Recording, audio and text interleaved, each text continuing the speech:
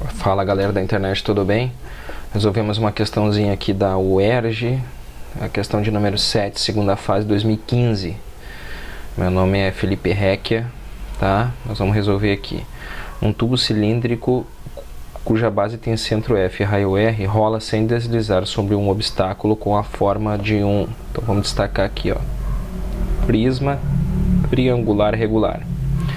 As vistas das bases do cilindro e do prisma são mostradas em 3 etapas desse movimento. Então, 1, 2 e 3, tá?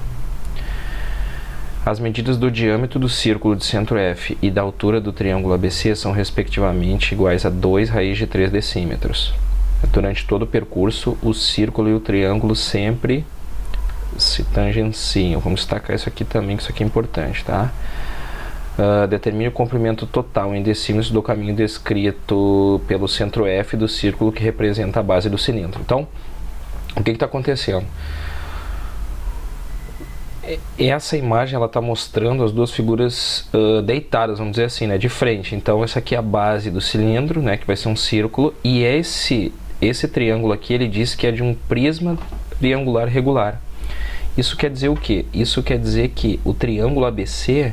Então, o triângulo ABC, ele é o que? Ele é equilátero, tá? Então, é um triângulo equilátero.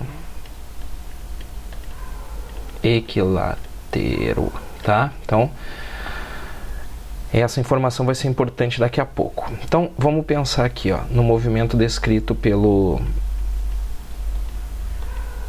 centro F. Então, ele está aqui em F1, ele vai rolar e vai parar no F2, depois vai fazer esse arco aqui, F2 e F3, depois vai rolar novamente até o F4, né?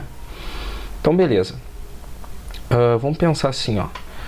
O triângulo F1A e T2, ele é congruente ao triângulo T1, F1A. E por quê? Nós temos aqui, ó, essa distância aqui vai ser o raio, tá? Que é igual. Esse ângulo é reto. Repara que esse ângulo é reto porque ele diz lá no enunciado que o círculo sempre é tangente ao lado do triângulo, né? Então nós sabemos que o raio, no ponto de tangência, ele forma um ângulo de 90 graus, certo? E o lado F1A é comum aos dois. Então, os dois triângulos, o F1, o T2 e a F1 e T1, são o quê? Congruentes. Então vamos pensar assim, ó. Vou desenhar aqui o triângulo F1, o T2A, tá aqui, ó. Eu vou determinar a distância de A até o T2, tá? Eu vou determinar. E por que eu vou determinar essa distância? Porque essa distância é justamente igual ao A e T1, tá? Então aqui é R, vai ser o raio, e aqui é F1. Outro detalhe importante é o seguinte, ó. Esse triângulo é equilátero, então esse ângulo é um ângulo de 60 graus. Logo, esse ângulo aqui vai ser um ângulo de 120. Então, o AF1 vai ser a bissetriz. Logo, esse ângulo aqui, ó, é um ângulo de 60 graus, tá? Bom, então vamos pensar. É um triângulo retângulo, 60 graus. Então, R representa a medida do cateto oposto, e o X representa a medida do cateto adjacente. O cateto adjacente, tá? Ele diz que o diâmetro da circunferência, é igual a 2 raiz de 3. Você sabe que o raio é diâmetro sobre 2. Logo, isso aqui vai ser 2 raiz de 3 sobre 2, que vai dar raiz de 3. Então, esse R aqui, ó, que é esse carinha, a gente já sabe que é raiz de 3. Vamos determinar X. Relação entre o oposto e adjacente é tangente. Então, a tangente de 60 vai ser igual à medida do cateto oposto, que é R, sobre a medida do cateto adjacente, que é X. A tangente de 60 é raiz de 3.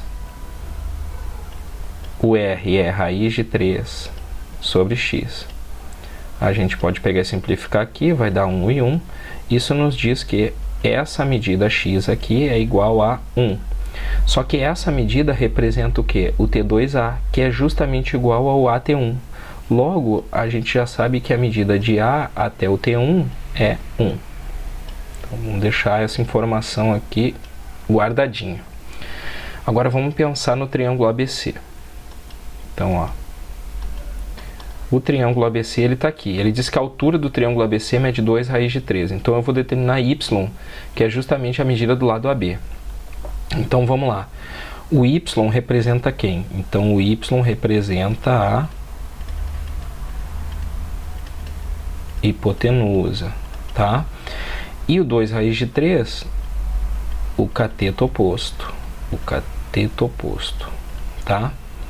Então, o cateto oposto é 2 raiz de 3. Relação entre o cateto oposto e a hipotenusa, seno. Então, seno de 60 vai ser igual à medida do cateto oposto, que é 2 raiz de 3, sobre hipotenusa, que é y. O seno de 60 é raiz de 3 sobre 2. Então, vai ficar 2 raiz de 3 sobre y. Repare que dá para simplificar aqui, ó.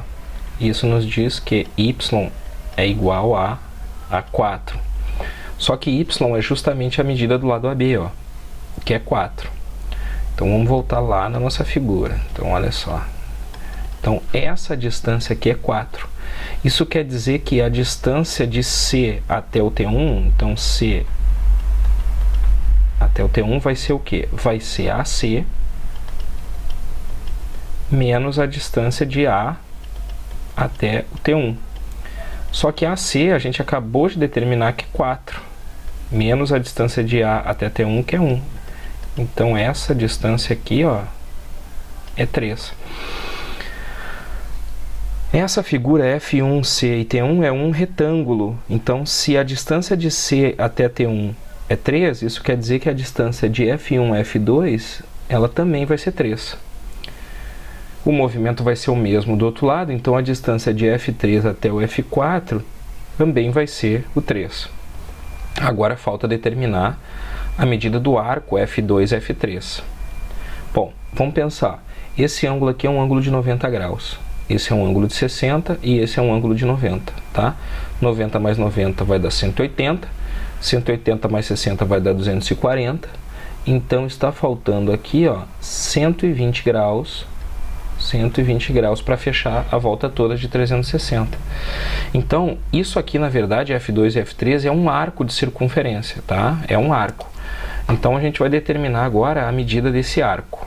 Como é que a gente faz isso? Então, a gente vai fazer assim, ó, alfa, vamos lá, alfa sobre o 360, isso é igual a L sobre 2πr. Então, alfa é o nosso ângulo de 120 graus, então vai ficar 120 sobre o 360. Isso é igual a L. L é justamente a medida do nosso arco, né? Então, L sobre 2πr, ou seja, 2 vezes π vezes o r que nós já determinamos, o raio, que é raiz de 3. Tá? Eu posso pegar e simplificar aqui, vai dar 1 e 3. Isso nos diz que 3 vezes a medida do L vai ser igual a 2 vezes π vezes a raiz de 3. Logo, L vai ser igual a 2π raiz de 3 sobre 3. Tá?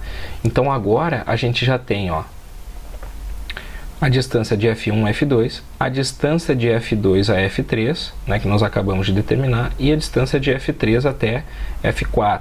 Tá? Então, ó, 2π raiz de 3 sobre 3. Agora vamos voltar lá no nosso desenho inicial, tá?